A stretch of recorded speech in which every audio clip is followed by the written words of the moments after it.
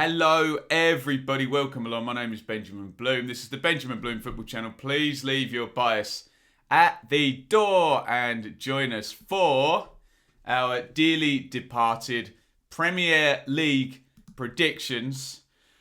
I'm finally getting round to do it. This was supposed to be out on Wednesday, but those people who've been keeping in touch with the channel will know why that did not happen. Pretty big news for me personally on Wednesday. So, in between trips back and forth to hospital, I'm doing it this morning, the morning of the Premier League season starting. Of course, in the main, it kicks off tomorrow, but we do have Brentford and Arsenal as the Premier League curtain raisers. So, we are going to have a look at the fortunes of our 5 dearly departed teams. If you are new to this show, you can see by those lovely, beautiful club badges up there, our teams are Leeds, Villa, Norwich, Watford and Brentford.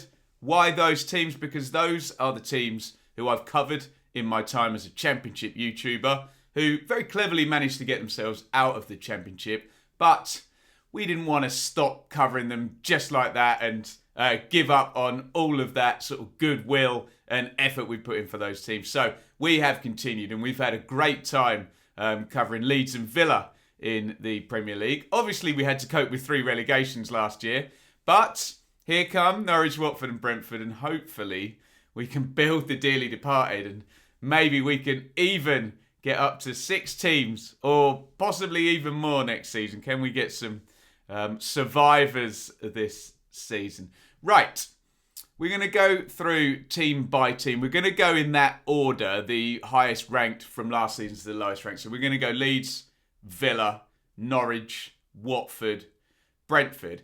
First thing is just to kind of talk about the hierarchy of the Premier League, because with our teams, and this is no disrespect to the 3 who've come up, we've got to treat Leeds and Villa differently than those 3, because it almost feels like that sort of top 5 from last season, Man City, Man United, Liverpool, Chelsea, Leicester, is fenced off for now, even to Leeds and Villa who've come up and, Leeds top half and Villa just outside last time. Then we have this kind of group from sort of 6th down to Villa in 11th, where we suspect Leeds and Villa may well be functioning again this season. Then we have the teams from, there was a big gap between Villa in 11th and Newcastle in 12th. Then we have those teams from 12th down to 17th, where we would suspect, barring a lovely sort of Sheffield United-esque Chris Wilder season or Leeds under Bielsa, where we would expect our new 3 promoted teams to sort of function. So that sounds very boring, but it is my expectation for what we're going to be dealing with. So we'll talk about Leeds and Villa first, hopefully, as it pertains to the 6th to 11th sort of spots. Anyway, let's get into it, and we will start with our friends at Leeds. So let's have a look at last season. Leeds, brilliant first season. Look at that 4-game winning streak to finish up on 59 points to be comfortably in the top half there. 4-point gap over Villa in 11th. Also, look at the 62 goals Leeds scored. Goals help you win games and get your points, and often our newly promoted team, seems strange to refer to Leeds as a newly promoted team when they were so comfortable last season. Often those newly promoted teams just can't score, but Leeds' pattern of play made damn sure that they were going to be fine. So there is a bit of a sense that, and I think Leeds fans would probably agree with me here, it went about as well as it could have last season. Obviously, Arsenal and Spurs, who've just been Premier League stalwarts for years, just above them. And Leeds won that mini league between themselves, Everton and Villa. And we've seen teams organise them at the end of the season. So we're very high with the bar that was set last season for Leeds. And we do need to take that into account when we're kind of figuring out, will they be better or worse in terms of the league position? And remember, that doesn't just depend on Leeds. That depends on the teams around them. If Leeds keep their level, but say Spurs and Arsenal drop off, Leeds will evidently move up the table. So it's all about how the table works as a complete organism as well. But Leeds, 9th, and what was it? Nearly 60 points as well. 59. Very, very high bar set last season. That was the team over there on the right. And what I'm looking at now is the players that are going to go through into the next season. And we'll look at the recruitment there we've got on the other side. And there's a fairly good argument for a fair few of these players now improving as well and getting used to the Premier League and being able to give more output. Obviously, that team on the right is the most used 11. And there'll be a couple of names that you won't see on there as well. So Meslier, I think, fine. He is just going to be a Premier League goalkeeper for a fair old while. Alioski at left back, finally, Junior Firpo, and they've got a dedicated left back. At centre half, Cooper and Strauick. Obviously, there's two names not there, which is Llorente and Koch. So, bit of strength there, and perhaps the most used 11 won't be Cooper and Strauick. It'll probably still be Cooper, but you'll see a lot more of the other two if they can stay injury-free. Ayling's solid, isn't he? Phillips, great, and his value has skyrocketed after the Euros. Rafinha, brilliant. Harrison signed full-time. Click and Dallas is interesting with Rodrigo into those positions as well. Bamford up top. Bamford's an interesting one because in terms of bars being set high, it's difficult to argue that he'll score as many goals. If he does, he's worth a hell of a lot of money. So he needs a bit of help from Rodrigo particularly, but he's just started every league game for Leeds basically since he's been there, and he's been fit. Obviously, lots of injuries in that first season. So there's plenty of argument that sort of pound for pound they can be better next season. Bielsa loves a small squad, so again, injuries are a thing there. And again, look, I don't worry about Rafinha moving on to the next stage and, being a really big guy.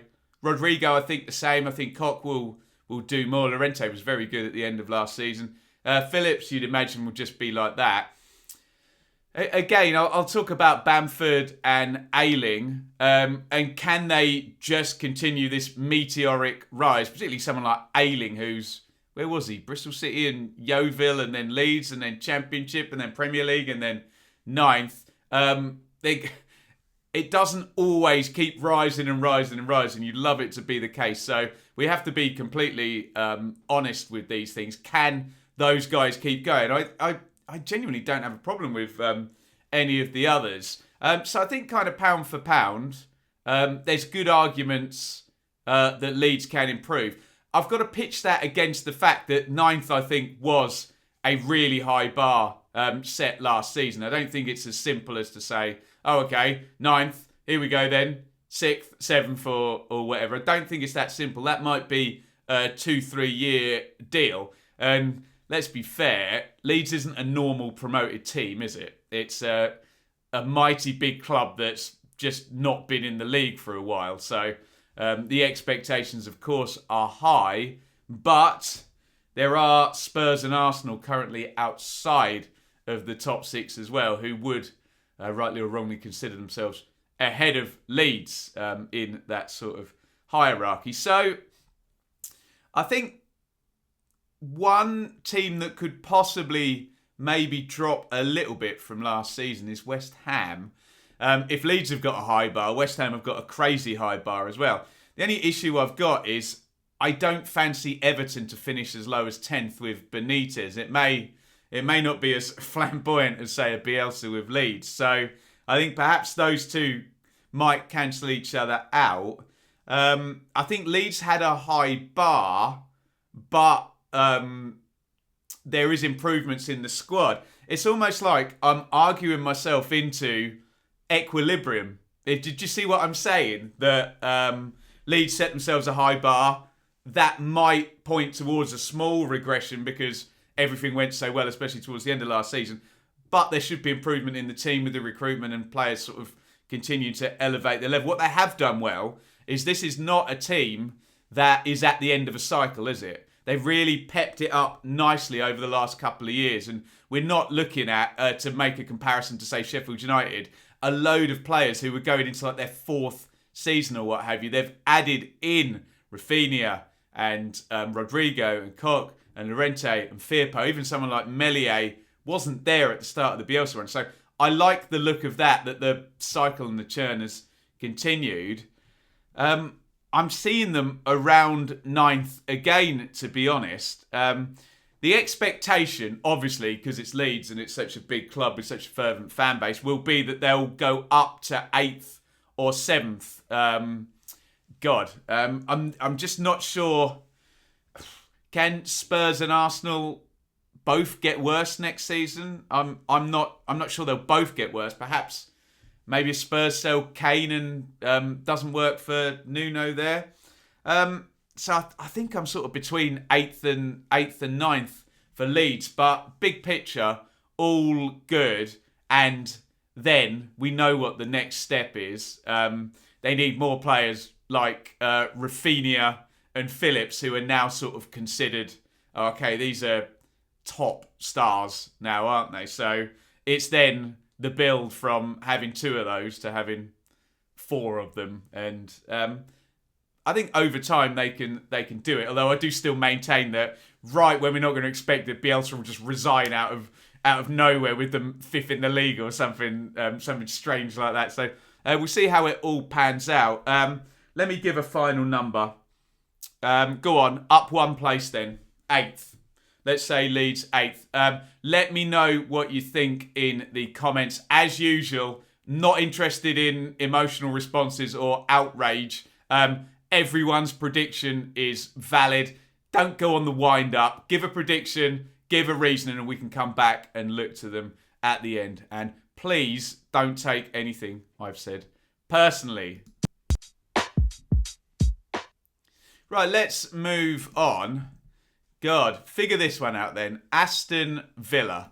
Because we have that lovely situation where the star player has gone. Which is not lovely if you're a Villa fan, because obviously you would have loved Jack Grealish. And as neutral, I've been loving watching Jack Grealish. And it's not as simple as the star player goes and you get worse. It doesn't always work out like that.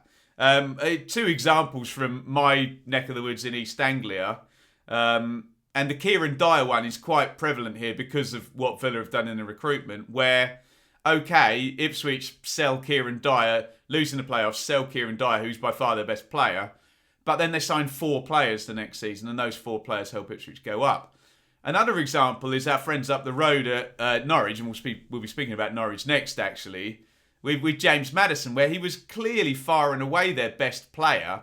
And this is very incestuous because the guy that kind of took that burden off him was Emi Buendia, but then it did spread through the team, and ridiculously, Norwich were much better without James Mattheson than they were with him. And obviously, they finished 13th or something with, was it 14th? Ipswich, Leeds and Norwich were all together, weren't they, in that 17-18 season finishing. They finished way, way higher and won the championship without him. So, look, this is a few levels removed. Obviously, I'm talking about second-tier teams. This is the Premier League. And it's not as simple as just signing a few players and jumping up 10 places for sure, is it? So, Villa 11th last season. And again, I'm talking about my groupings. Look, 10 points above Newcastle. And it was a little bit of a battle towards the end of the season. Although, look, Villa back-to-back wins to end the season. So it's not like they stank it out. Obviously, Grealish did have an injury for a few months. Was it a few months towards the end of the season? It certainly felt like a lot of weeks, didn't it? And, you're sort of ordering up those three teams and it ended up Leeds, Everton, Villa. But they were not really ever involved in that picture below them where teams were trying to claw their way to sort of 35 points and then 40 to really guarantee being away from that bottom three. So, let's have a look at the recruitment. In come to replace Captain Jack, Buendia, Ings, Bailey. Those are the three that Christian Purslow in that video that everyone's kind of hailed as a good bit of communication. The three new players in for one, and Purslow said you get the creativity of Buendia, you get the goals of Ings, and you get the speed of Leon Bailey. Ashley Young has come back on a free. If you're talking about influence and personality that you lose from Grealish going, maybe you get a bit of that and the experience of Young. And Axel Tuanzebe was there when they got promoted in the Championship on loan. Where did he go out last season? Did he go out somewhere in Italy? I can't remember where he went last season. But he's a player they like very much, and Dean Smith obviously likes. Interesting, John Terry and I think Richard O'Kelly go yesterday. So there's a bit of a shake-up as well behind the scenes, possibly coaching-wise. We'll see what the kind of final coaching lineup is. You hope there's no drop-off because of that. But, I mean, you know what the back four is going to be. It's there. It's Martinez, Cash, Mings, Konza and Target. Tuanzebe will just be there. And I suppose if he out-trains them or there's an injury, in he'll come. Does he give them an option to try a back three if they need it? It's not something we've really seen Dean Smith do at Villa. I'm trying to remember, I don't think he really did it at Brentford. Yeah, because Thomas Frank changed to a back three after Dean Smith went. McGinn, Louise, and then this is where you're trying to reconfigure this because Grealish was so important. Let's just pull it off the top of my head. So stick Buendia in down the right, stick Bailey in down the left. Just put Ings at 10, call him a 9.5 with Watkins ahead of him. And sorry to Bertrand, Traore and Trezeguet and etc. And obviously Barkley's gone back to Chelsea on loan. So this is what everyone's trying to figure out. Are they going to be better or worse without Grealish? It's very, very, very hard to tell, isn't it? And obviously the worst case scenario is that Grealish was doing a lot there and the other players don't step up. The best case scenario is now there's actually more attacking outlets. So it's very difficult to argue, and I don't want to, be coming down because I had trouble pushing Leeds up or down many places at all. I don't really want to do the same thing with Villa here, but it feels like maybe just sort of equilibrium restored. And then I'm looking below Villa. Newcastle, they're going to finish above Villa? I don't think so. Wolves? No. Palace? I don't think so with Vieira. Southampton, Brighton, Burnley. I can see Brighton moving up a few places. I actually can. But I don't really know. And then we've got our three new teams to talk about.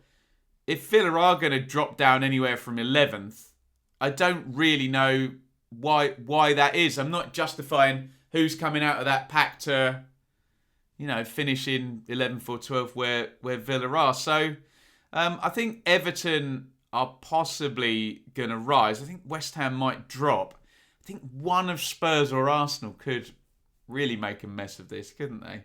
So I can see, look, I've got to remember I had Leeds going up a position, and I'm not doing a full 1 to 20 here. Can we put Villa in the top half, up one in 10th? I think we possibly can. Again, I'm very similar with Villa as I was with Leeds, where I can see them being either in the same place or up one. And obviously I've got my dearly departed hat on and my fingers crossed that they're not going to drop because both clubs have done so well. I don't see Villa finishing above Leeds, actually. I don't. No, I just think I just see Leeds just slightly ahead again. And I had them in... Can I put Villa in 9th? Don't think I can. I think Everton will be better. I'm going to say 10th place for Villa and into the top half. And I think they'll mitigate the loss of Grealish. And I think they'll build going forwards. I think it's a strange season, this one, because, again, it's haves and have-nots. And, yeah, I think you can see Man City, Man United, Liverpool and Chelsea all improving their team. And everybody else, is there going to be that much difference in that next group down? Apart from maybe West Ham, who've got an excessively high bar to go. So, look, let's go for Villa in 10th position. Let me know what you think in the comments. Higher, lower, make sure you get your reasoning. You don't get to tell me I'm wrong without putting your own prediction and your own reasoning. Then be the rules. Right, here we go. Let's get our optimistic hats on. We've got to go for our 3 promoted teams now. First of which is Norwich City, who you can see there just blitzed the Championship with 97 points in a dominant year with the top two relegated teams. They're 5 of the top 8 in receipt of parachute payments as well. So a real sense of dominance, the haves against the have-nots in the Championship. And Norwich were very well set up to do this, weren't they? And Stuart Webber admitted it. He said, I sent the manager to a fight without a gun or whatever it was. They took a short-term hit in the Premier League to be able to do this and bounce back. And to be fair to the Norwich higher-ups, they have now given the manager the backing, and we'll see, spent a nice amount of money on pepping up that team. Elephant in the room is, again, we've got a similar situation where it's a star player, the star player has gone. Same thing, same conversation now with Villa and Grealish. And the player from Norwich has actually gone into Villa, which is Buendia, who's just absolute superstar from Norwich. Their best player just by miles. And if you watch Norwich play, yes, they've got a number of good players. Aarons and Cantwell, Skip was good last year. Pukki's obviously scored tons of goals. But you could literally, if you'd never seen Norwich play before, watch them for 10 minutes, go, oh, who's that fella on the right? No one could get near him. He's very good, isn't he? It was, it's okay to have a star player. If anyone watched Arsenal under Wenger, they had a brilliant team, but Thierry Henry was really, really, really, really good. And it's okay. Teams do build themselves around star players. They do lose star players as well. So let's have a look at this. In come Milo Rasika, a new one as well, Christian Cholis, a 19-year-old who we think, again, these are reported transfer fees, so take them with a pinch of salt and write a strongly worded letter to Transfermarkt if you disagree with them. I don't care. Josh Sargent as well. So look, 3 players there, 19, 21 and 25 for, sort of the thick end of 9-10 million quid each. So there is no sent him to war without a gun now. Players coming in for a lot of money here. They've converted for the thick end there of 15 million quid. 2 players that they borrowed last season to use in the Championship, Gibson and Giannoulis. So, okay, that doesn't improve them. That keeps them at the level they were last season, because they were there last season. That stands to reason. But most clubs do that now. Don't we? So Leeds do that with Costa, and Fulham with Cavaliero, and Knockout Leeds with Harrison as well. Wolves did loads with Nuno, didn't they, with Bolly and Diogo Jota. That's just a deal at the top of the Championship. You can't sign the players. You'll fail the FFP. Angus Gunn comes in. I'm not sure we'll see him on the pitch because Tim Krill's kind of entrenched as the number 1. Billy Gilmore will go in the Ollie Skip role there. Flynn Clark, I'm sure, will be loaned out or something. I don't suspect we'll see him in the Premier League. So, the question is, well, do we make the direct comparison with last time Norwich were up, where they'd come up with this thrilling attacking team with sort of Ernel Hernandez and Marco Stiepermann. Still, though, Krul, Aarons, Buendia, Pukki. That was the star turn of that side. And, both seasons, all of those players never got injured, did they? They were absolutely consistent, super output for Norwich. So, on the one hand, the main axis that's got Norwich promoted twice has been breaking up now. There's no Aarons, Buendia, Pukki. Aarons is still there. Lots of chitter-chatter about whether he'd ultimately go. And I suspect there's still stuff in the Harry Kane housing chain type thing, whereby perhaps if lots of money goes into Spurs, that's been a long time link with Aarons. I don't know. We will find out. But we know, look, it's been broken up. Buendia is gone. So they're looking at it a different way. Rasika, and look, I don't accept the premise that you permanently have to replace a player with the same type of player and then compare the two together. It's not fair on the new. It's what I call they never replaced Vieira syndrome. Move on. You know, you build your team in a different way, don't you? It's Alex Ferguson didn't replace Veron with another number 10. He went to a front three with Rooney, Tevez and Ronaldo. You don't always have to do it the same way. You can evolve. And there's a bit of a sense that Norwich will evolve this season either into a 4-3-3 or a 3-4-3 type thing and try and be a little bit more solid. And yes, in the Championship, massively attacking, fullbacks way up the pitch, sweeping everybody away. Perhaps it might be a little bit more solid. Obviously, they'll move the ball well and progress the ball and circulate it really well as they've done, apart from that first season under Farke. But generally under Farke, they've moved the ball brilliantly and been very good to watch and very sort of slick. So, yeah, I'm dancing around the question of are they better or worse. They're certainly more solid at the back now. If if they do go to a back three, I don't know, with Hanley, Gibson, I don't know who the third centre back would be if Giannoulis is going to tuck in.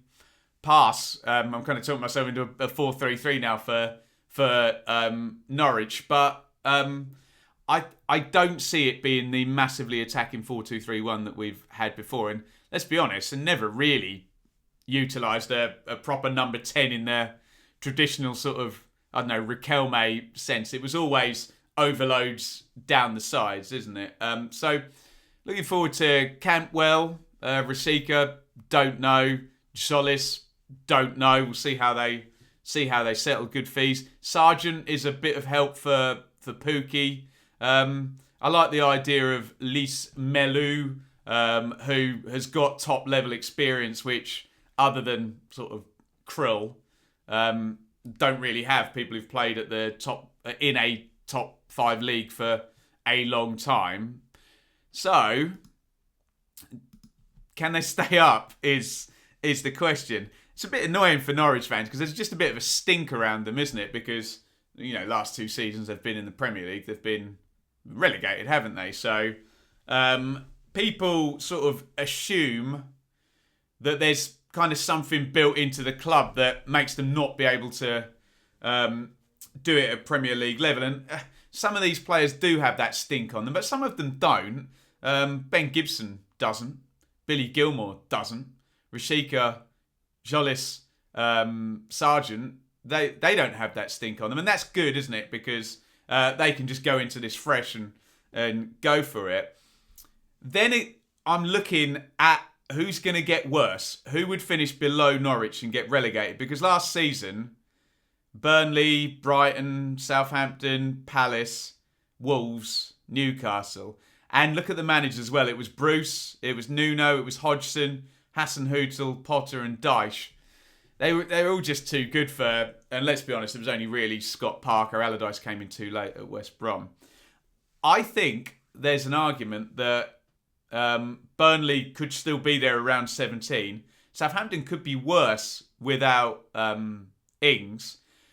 Palace could go anyway. We saw what happened when De Boer came in and it just did not work switching over for Hodgson. That's a difficult switch to make from a defensive manager to one that seems to want to knock the ball around. Could Wolves drop off as well? New manager, new regime there. So I think there's an argument that you could get 1 or 2 of those teams finish in the bottom 3. Wouldn't it be great for us people who watch the Championship to have some survivors as well? So I've got Norwich somewhere between basically somewhere in the bottom 6 between 20th and 15th. I think they can do it. I think they'll miss Buendia, who was really, even when they finished bottom, he still put up great key pass numbers and penalty box entrance and ball retention numbers. I think Cantwell can step up now. Confident player, good swagger.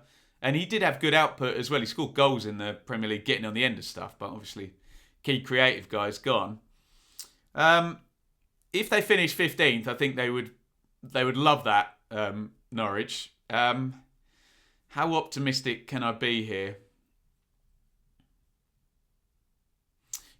Let's say they're going to survive. Let's say 16th or 17th then. So one or other place. And you're looking at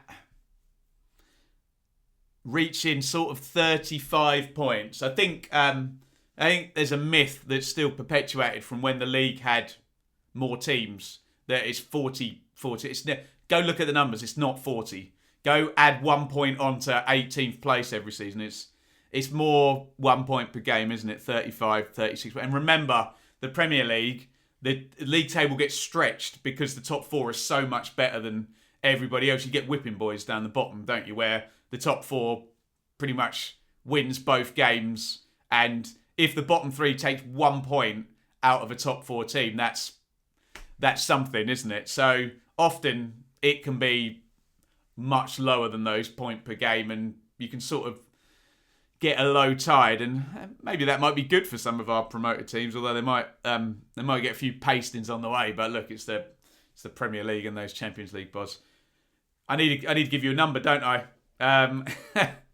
Go on then. 17th, Norwich. 17th, and the new faces to give them survival.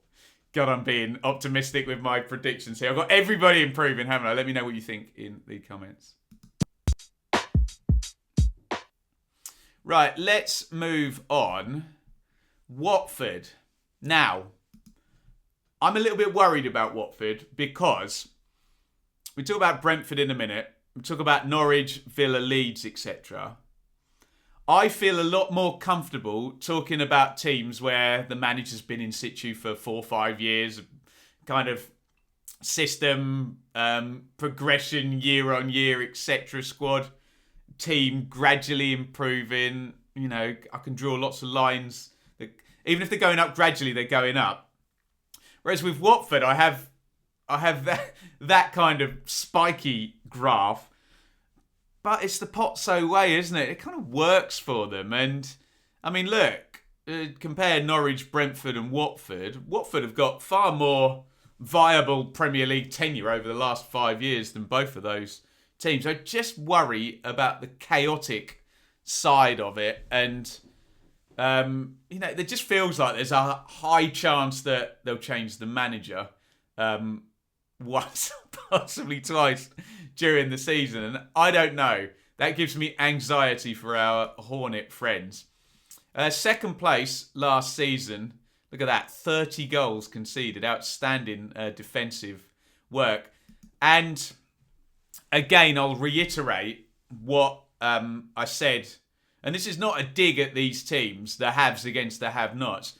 Look, if you got it, use it. But there was a big sense last season that the crowd, the have-nots, without, with empty stadiums, with no gate receipts, with no commercials, they struggled to challenge them. And yes, Norwich and Watford danced through that door, but it felt like that door was an open door. And Watford did it, didn't they? Took Ivic out and blasted a 10-game winning run. I just wonder whether that's necessarily the best preparation for a Premier League season, where that door is just not wide open for them to stay up. And when I look at Norwich and Brentford, I do see a more ingrained pattern of play and direction forward. But look, it's the Pozzos, isn't it? And it's just not the way. There's the Watford team and that super defence there. Backman, Firmino, Ekong, Sierralta, Messina.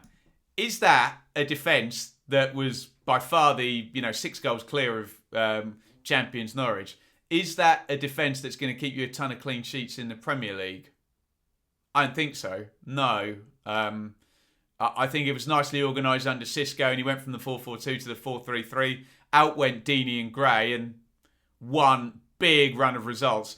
Look, maybe I'm being a bit unfair, because 91 points or whatever it was is 91 points. That's brilliant, and you're very unlucky not to go up automatically with that number. In fact, I think the highest ever not to go up is 90. So cleverly, Chalobah, Hughes. Lots of talk about Hughes going out. Sarr is the star turn, but again there's João Pedro and Sema.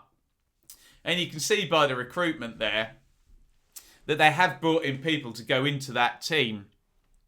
Imran Loser is the big one there, 9 million. Emmanuel Dennis, is that a bit of a punt? Ashley Fletcher is definitely a punt on a free. Big fee paid once. Josh King, yeah, it's a free. It's a bit of a punt, isn't it? Peter Otabo, I don't know. And look, I'll probably come crashing down and Watford will finish higher than all of the other promoted teams. It just feels a little bit like Brentford and Norwich have these long-term plans and have built up and added to areas they need to. Yes, okay, I can argue that Norwich lost Buendia. Watford haven't lost Sarr, who's the sort of star guy there.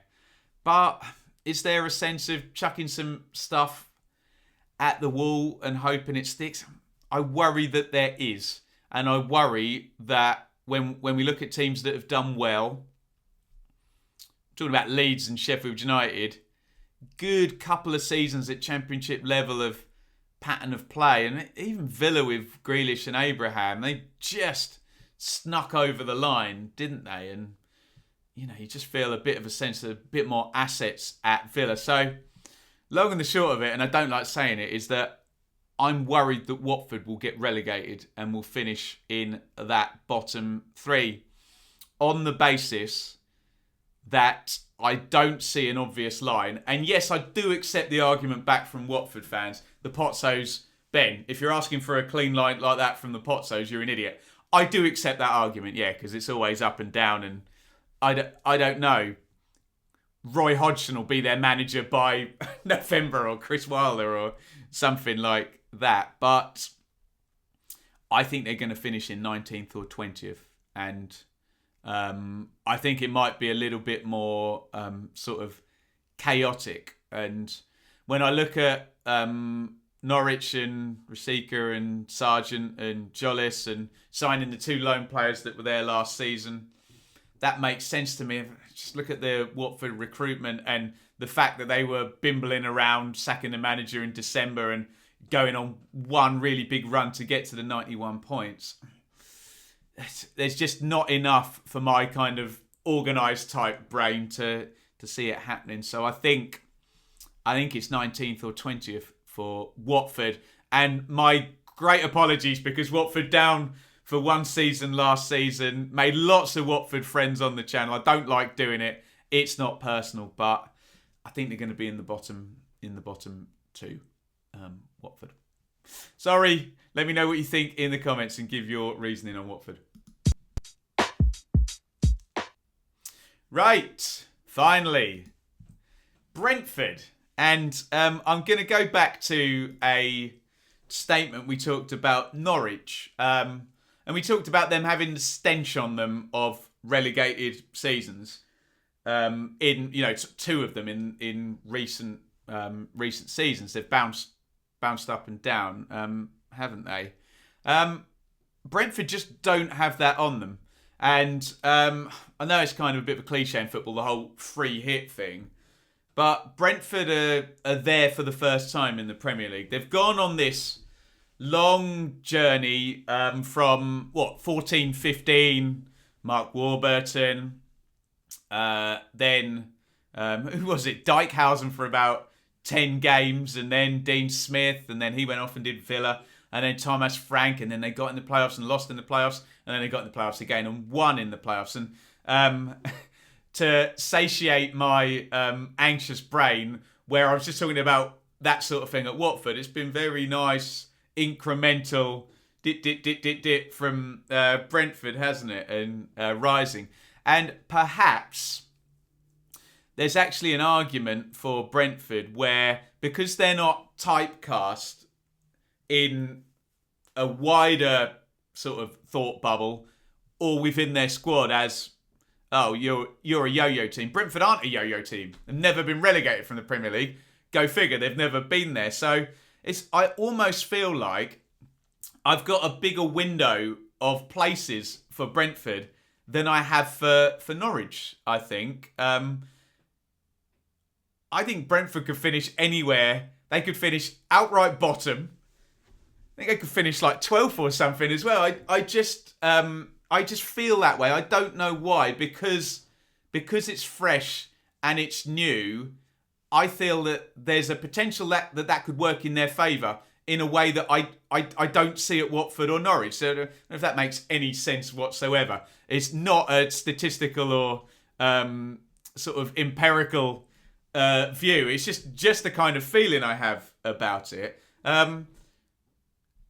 Look, third place, 87 points. They were good last season. They couldn't get past the 2-year one parachute teams there and finish in the top two. But look, loads of points more than Swansea, Barnsley and Bournemouth. And nice, safe passage.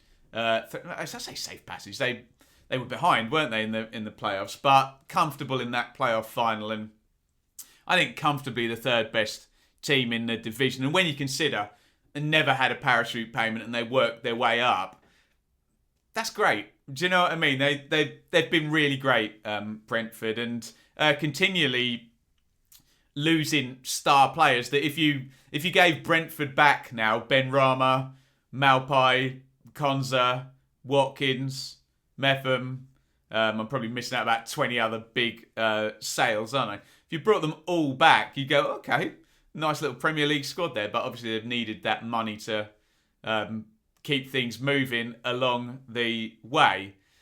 So what do they come up with in terms of a side?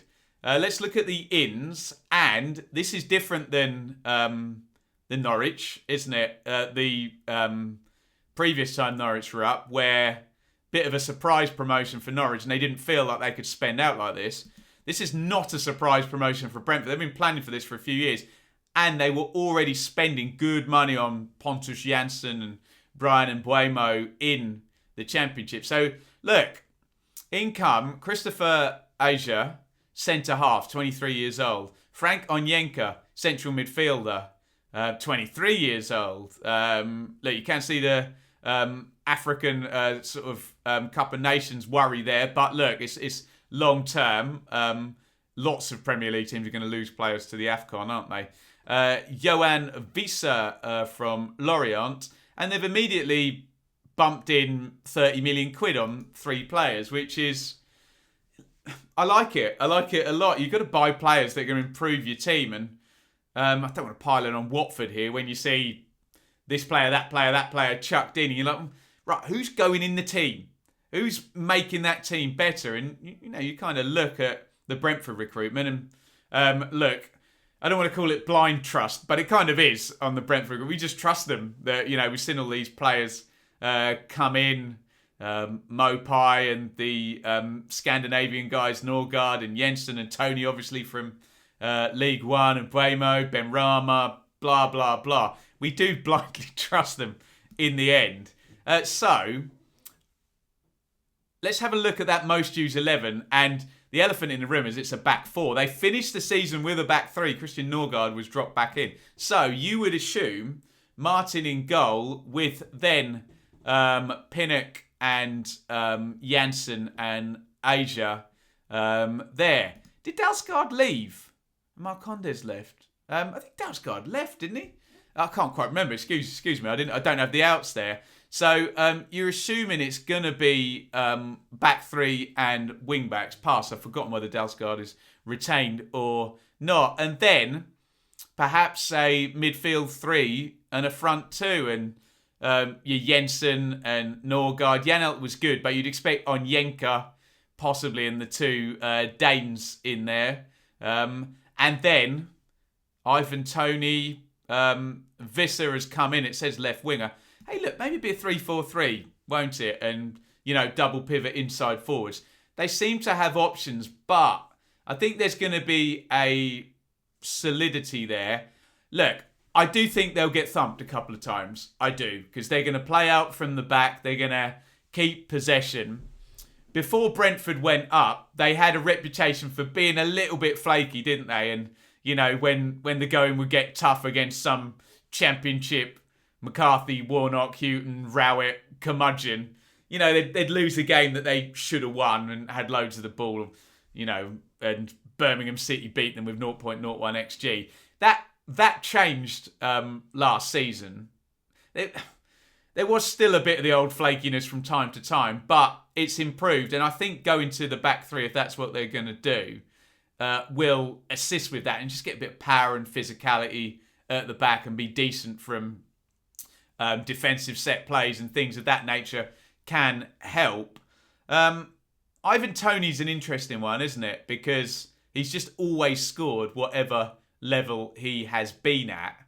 And I think he can score goals again. And I think, look, there might be a big number in the goals against column, but I think there'll also be a big number in the big chances created column. And if they fall to Toney, I do think he'll take them. And to get that 30-goal season in a first season at Championship level is, again, we talked about high bars, haven't we? And he's top scored. I mean, that would be sensational, wouldn't it? He's top scored League One, Championship. And we do expect output from him. And again, look, it doesn't always go in as steep a curve. But I think he'll step up and he'll be good at that level. So, my expectation is actually wider than the other two teams. I think Watford is very narrow. I had Norwich about a 5-place spread. I've got Brentford about an 8 or 9-place spread. I can see one or two things happening, and they'll both be glorious.